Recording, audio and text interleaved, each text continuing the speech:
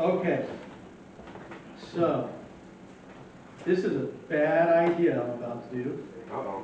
Not fun. I'm gonna, it's because it's Father's Day, I thought I'd share some dad jokes. Now that's probably a mistake also on vote day. I realize that this could do a lot of damage, but they're too funny. Okay, so let me give you some good dad jokes. There are no good dad jokes, right? I mean, they're good because they're bad. Does that make sense? They're good for everyone except that. So, all right, here we go. All right, I'm surprised I'm doing this because as I read them, I'm like, wow, these are bad. Okay, what do you call a well-balanced horse? Stable. Yeah. Started off bad, right? All right, that's how bad they are. That's a bad one. Okay, why did the bicycle fall over? Too tired. It was too tired. We won't judge you for knowing the answer to that one. Yeah, it was too tired. Isn't that hilarious? Some of you are going to get angry as I go through this. I love this one. Rest in peace, boiling water. You will be missed. Right?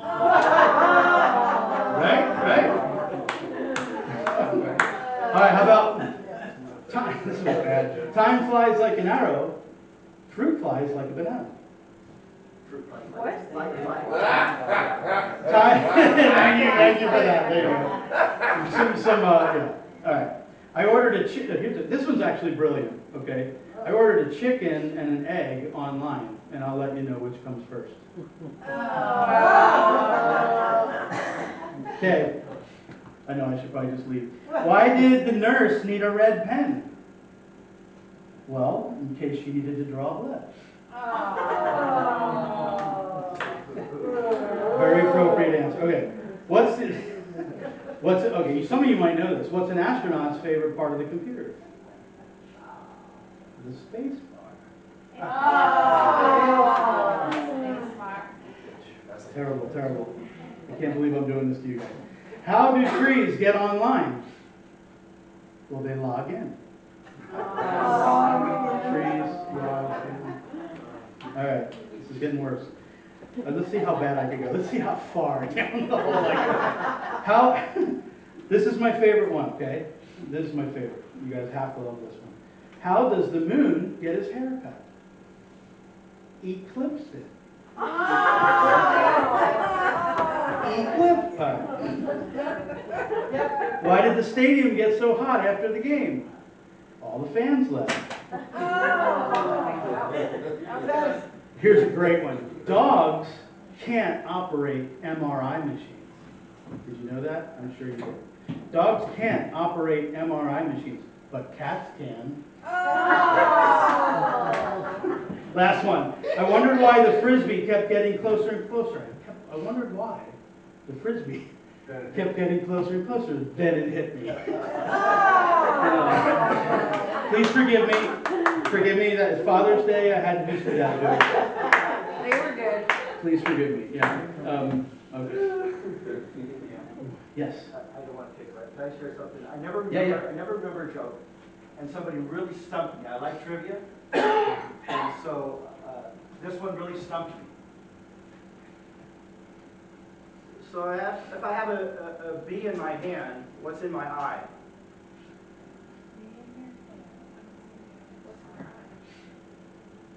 I have a bee in my hand, what's in my eye? Beauty. For beauty is in the eye of the beholder. Beauty. It took me a while. You get Think about it. Okay. All right. Let's try to turn this around. Okay. Good one. Let's. Yeah, turn it around. I think it's fascinating. We were talking about this a little bit earlier, and when we were praying.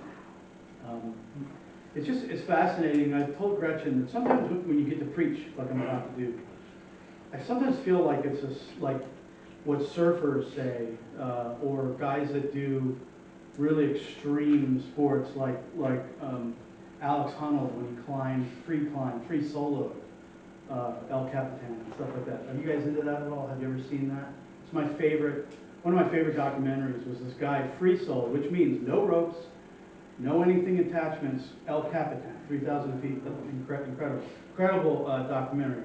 Didn't mean to get into all that, except what he says is there's a certain, for like adrenaline junkies like that surf or do these big wave surfing and everything, there's sort of this, what they get sort of attached to or addicted to is the singularity that you feel when you're in that moment. That it makes everything else go away. Everything else just kind of goes away and you just are in that moment. And it's funny because I've had so many things come against me this week, just heartfelt, rough things that I'm like, you gotta be kidding me. That this week just dealing with things, even up to this morning, coming to church today. And so there's a part of me that was just like wanting to get to here, right? To get to this moment, to preach this, you know. So I say that because I always want to be somebody that you guys understand. I don't know why I do this.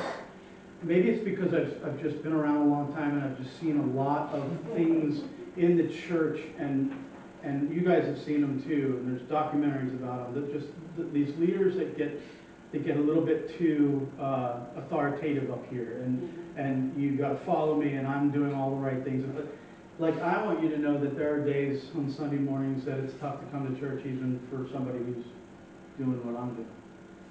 I'm right there with you. I just want you to know that. I'm excited about some things, obviously, but it's not like we are above all that. I always want to be sharing that with you, so we're really together in our hearts. Does that make sense to you guys? You're human. Yes. Excellent. I'm going to try to, that's right. So, okay, but this is fun. I like this message this morning. It's from one of my favorite stories. The first slide, I think, is, When God Ran. It's not the song. Has anybody ever heard the song? Yeah, you're gonna sing it for us later? No. In fact, I'm gonna kind of rip on the song. Has anybody ever heard the Benny Hester song, When God Ran? I've heard of it. Yeah. Okay, so it's like an old contemporary Christian song. It's fine. It's a fine song. It's a great song. Yeah.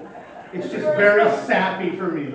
I'm not a sappy guy. I'm more of like a rock and roller. To me, it's like, it's so sappy that you're just like, ooh. Anyway, so I jokingly wrote not the song, but it's such a perfect title for what we're going to talk about today. We're going to talk out of Luke 15, where we see the parable of the prodigal son.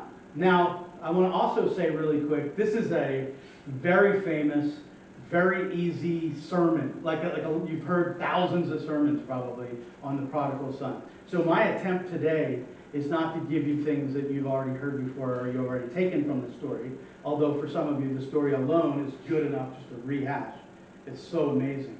But I'm hoping to give you some things to think about that maybe you haven't before with the story, because there's some really neat things that are in here that we don't always talk about. Okay. So first, I want to read it, and we'll kind of get the picture of the story, and then we'll go from there. Okay. But it starts in Luke 15, starting in verse 11.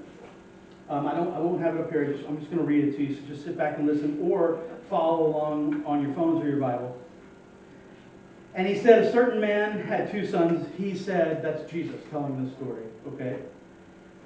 And the younger of them said to his father, Father, give me the share of the estate that falls to me. And he divided his wealth between them. And not many days later, the younger son gathered everything together and went on a journey into the distant country, and there he squandered his estate with loose living. Only thing I want to commentate on that right away is you need to understand that what the son just did in Jewish custom was completely disown his father and his family. This isn't just a punk son going, give me my cash so I can go have some fun. This is a son disowning his father. That's how every Jew would have seen this story. Every Pharisee, every Jew, when Jesus tells this story, that would have been like, are you kidding me? Moment, okay? Just to set that up. Now, when he had spent everything, a severe famine occurred in that country, and he began to be in need. And he went and attached himself to one of the citizens of that country, and he sent him into the fields to feed the swine. And he began longing to fill his stomach. I'm reading out of NAS, by the way. Some of your some of your translations may have something else there. That Greek word for longing there is actually lusting. He's actually like just desiring it that hard.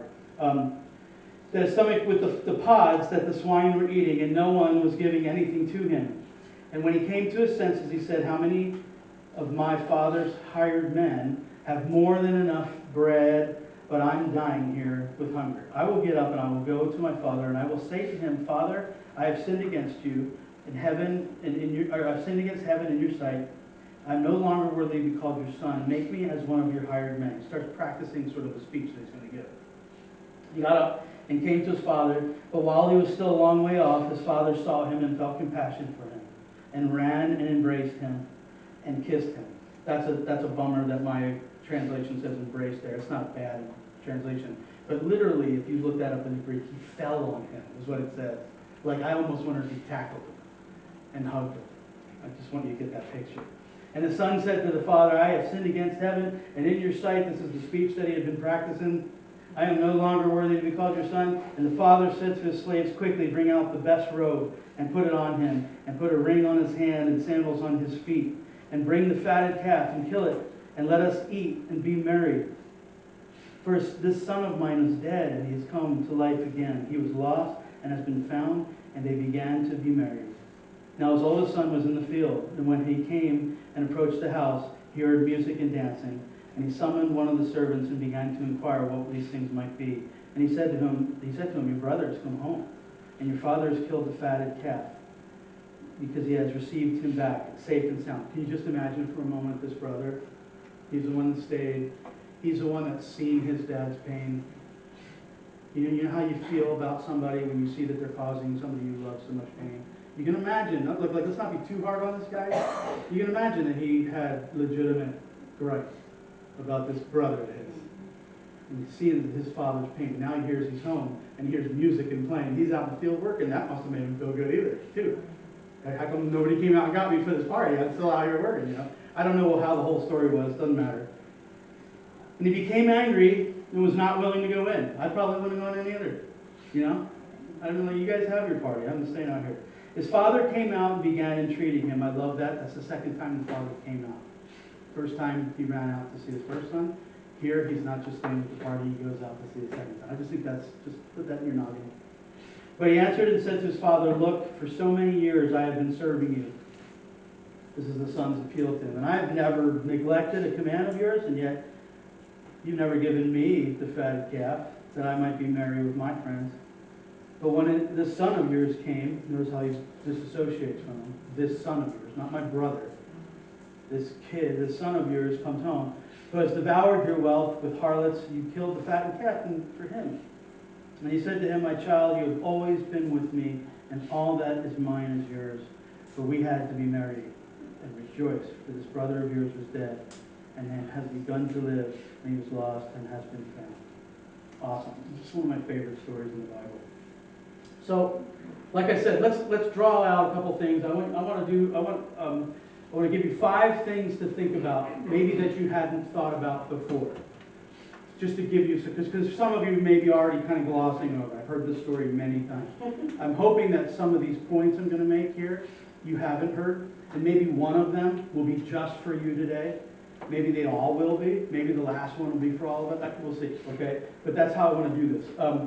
So let's talk about the first thing to think about. Number 1, the reason for the parable is the first one. The reason for this parable. Now, you might not think about that means that big a deal. First of all, don't forget that Jesus is telling a parable. He's telling a story here. And we don't know if this ever actually happened or not. Now, that's only important because Jesus is doing something with the story. You get the difference here. If I'm just telling you a story because something happened down the road and it's like, hey, isn't it interesting that happened? That's one thing.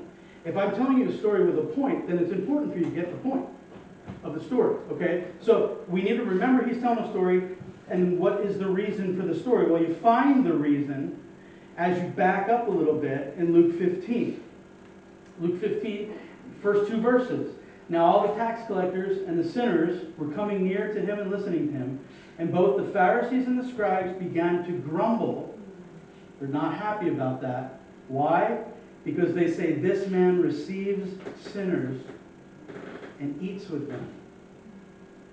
This man receives sinners and eats with them. First of all, we could just end right there, right? Aren't you glad about that? Aren't you glad about Jesus receiving sinners and eating with them, right? So, but the Pharisees are grumbling. So now right away, as Jesus is telling the story, we need to go, oh boy, I wonder what camp I'm in. We need to wonder what camp we're in. Are you in the camp that's not very happy about the fact that Jesus received some people that maybe make you very, very uncomfortable? Maybe make you kind of say to yourself, should we be receiving them? Should we allow them to be here? I'm not thinking of anybody necessarily off the top of my head, but it's very possible. If things happen to grow here, we're going to have people here that we go, I can already hear it. I can already hear maybe somebody come up to me being like, have you talked to them? You know what they're doing? You know what they're about? Should we be receiving them? And I want to be careful because as we go, I'm going to say this right off the get. Jesus received a lot of people that the Pharisees were very disturbed about. But don't make the mistake to say that Jesus was doing what they were doing or just totally okay with it. I want to make that clear, right? There's something about receiving, but we didn't get a chance to actually hear all the conversations Jesus would have while he was eating with them. I'm sure he wasn't saying to the tax collectors, hey, how do I get in on that gig? Right? That's not what Jesus was doing. Let's keep that clear, okay? I think that's important. But you need to understand that a lot of times that you see in the Gospels, when they talk about tax, you always see tax collectors, sinners, and the harlots, right? That Jesus was having food with these people, right? I think it's pretty backed scholastically, that when you keep seeing those phrases, it's because the writers of the Gospels are trying to say that this is the worst of the men, and this is the worst of the women.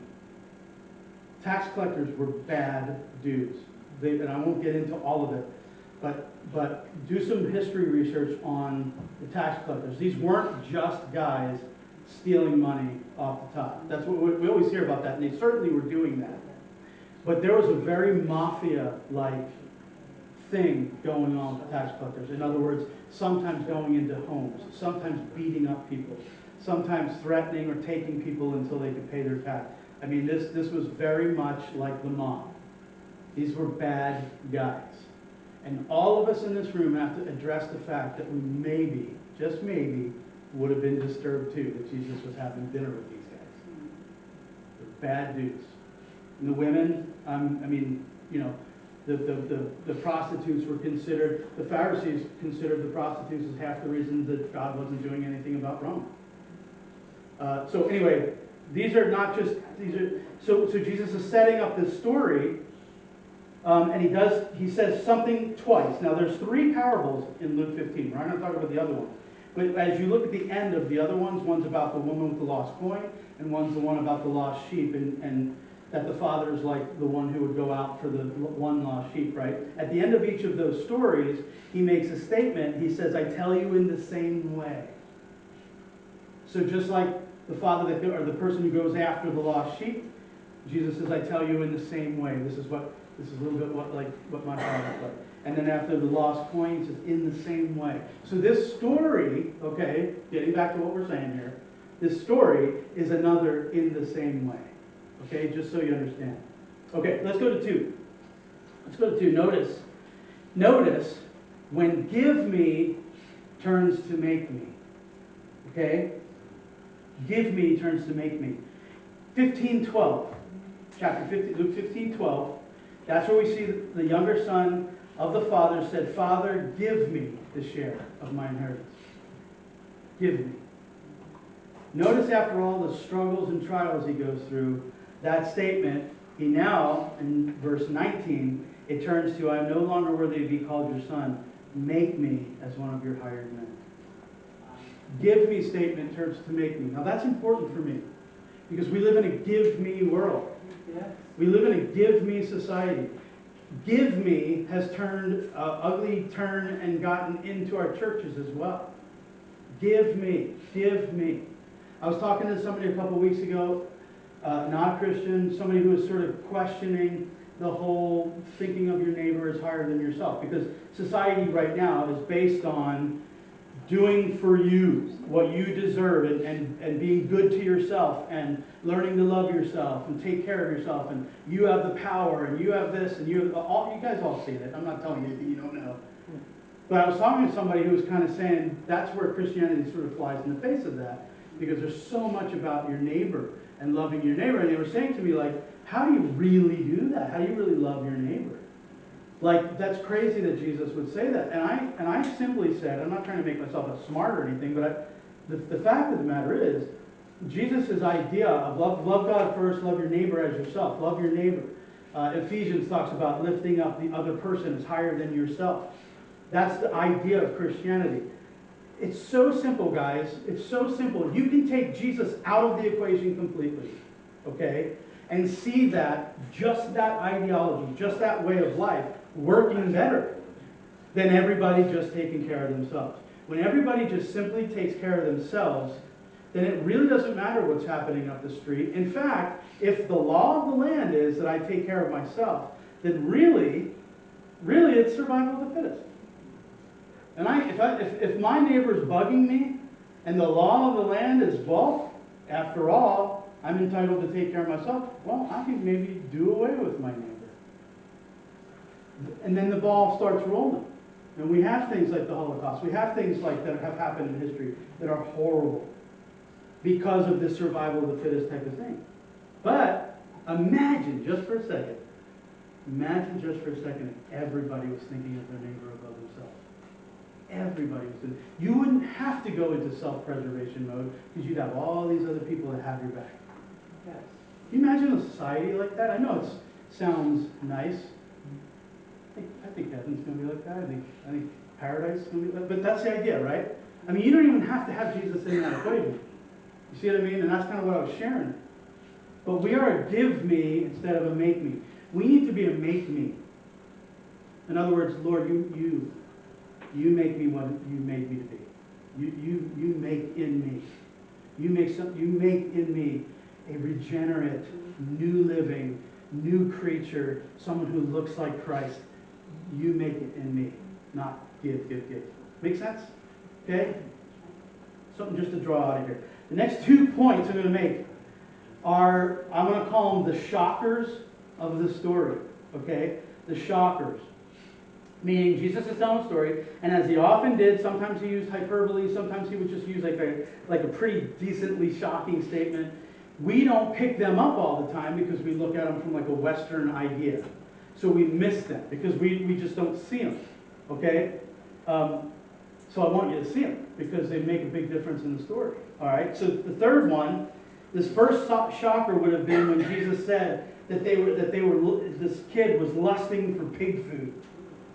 Verse 15, 16, and he was longing to fill his stomach with the pods that the swine were eating, and no one was giving anything to him. And I already told you that word longing, if you look that up in the Greek, it really is lusting after. Now, why that means anything is the audience that Jesus is talking to, these Jewish people and Pharisees, the very mention of pigs, first of all, would have gotten their ears, they would have been like, oh, that's an unclean animal. Unclean, like sinful, that's a bad animal, okay? Just in general. Jesus doesn't just go as far as saying like this kid wanted to eat the animals. He goes deeper and says he wanted to eat what the animals were eating. Like, I don't even know if the Jews had a category for that. You see what I'm saying? That would have been a shocking statement for Christ to make.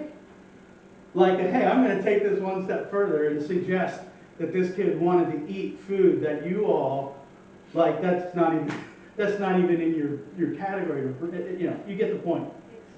Yeah, that's a big deal. That's a big deal. And understand that what Jesus is doing here, we need to catch this. In his story about this kid, he is setting up this kid to be as low as you can go. Yes. He disowns his father. I should have mentioned that's even a shocking statement. They would have immediately gone, man, you just don't do that. You don't do that. Then he goes off and squanders it which you don't do that either. I mean, in our vernacular, I don't even know how we would say it. It would be like saying, you know, this kid, we don't even really have a place that makes it work, but I mean, you know, it would be like saying our kid went to Vegas or someplace that we would think of as there's just a lot of bad things you can do there. That this kid goes off to a foreign country and immediately these guys would have had their ideas of where maybe that was, Decapolis, maybe it was some paganistic area, whatever it might have been. But Jesus is setting up his story to realize this guy is as bad as it gets. Okay? Just need to hang on to that. Because now the most shocking thing is in this next one, and it's the father running.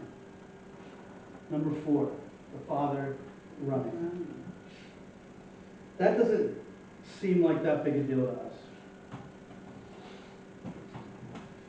It doesn't seem like a big deal. In fact, we can read this story and it's a precious, wonderful story.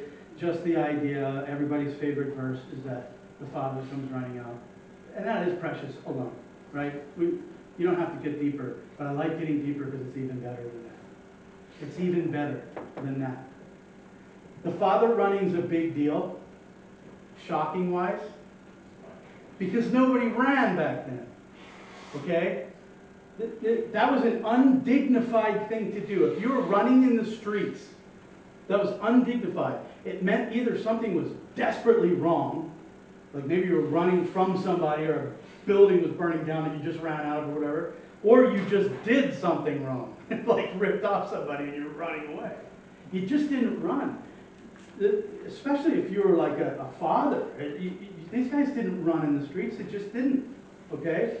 That doesn't seem like much to us now, but for Jesus to suggest that the father ran out to this kid, again, who is as low as he could be, he is trying to show you the chasm of where the father was to as low as this kid could be, and the father from far off runs. Undignifies himself to run to this. Now, how can that be a story about the Father? How can that be about God, right?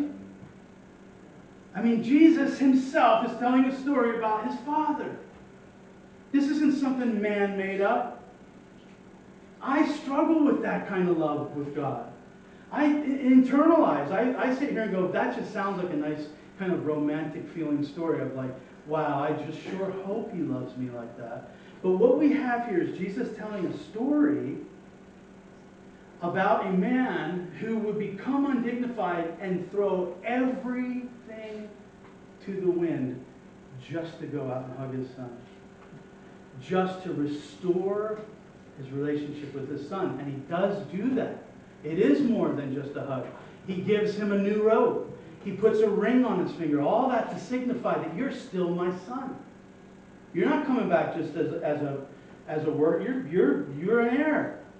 You're still my son. Are you crazy? Do you see what Jesus is doing with this story? These guys would have been like, this is the lowest form. This is the worst kid you can think of. On purpose. Jesus does that on purpose to show that God the Father, the Word says if we draw near to him, he will draw near to us. It's such a great view of that.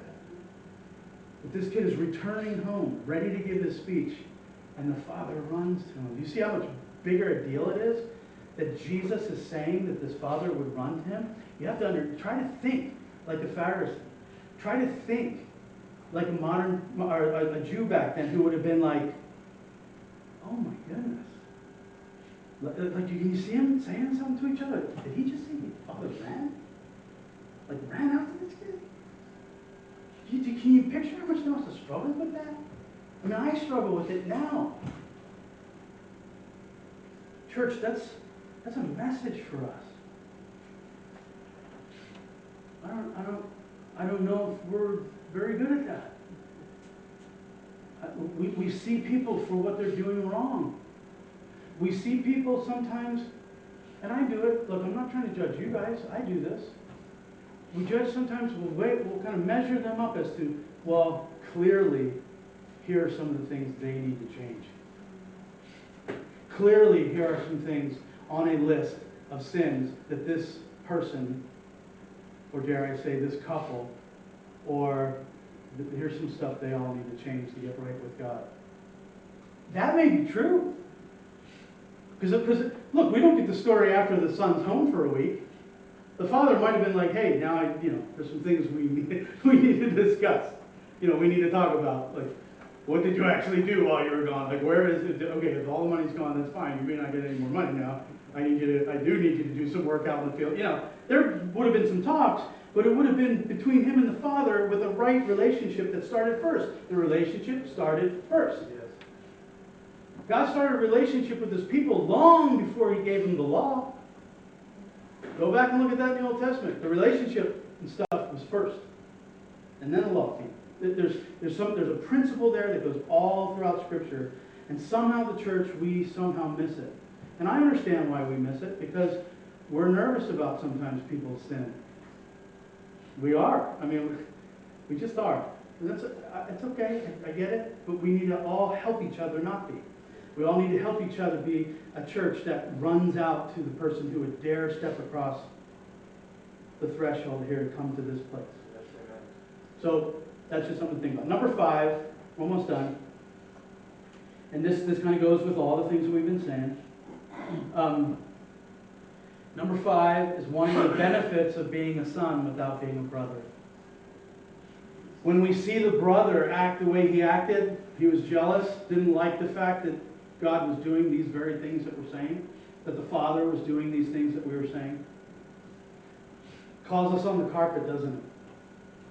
What camp are we in?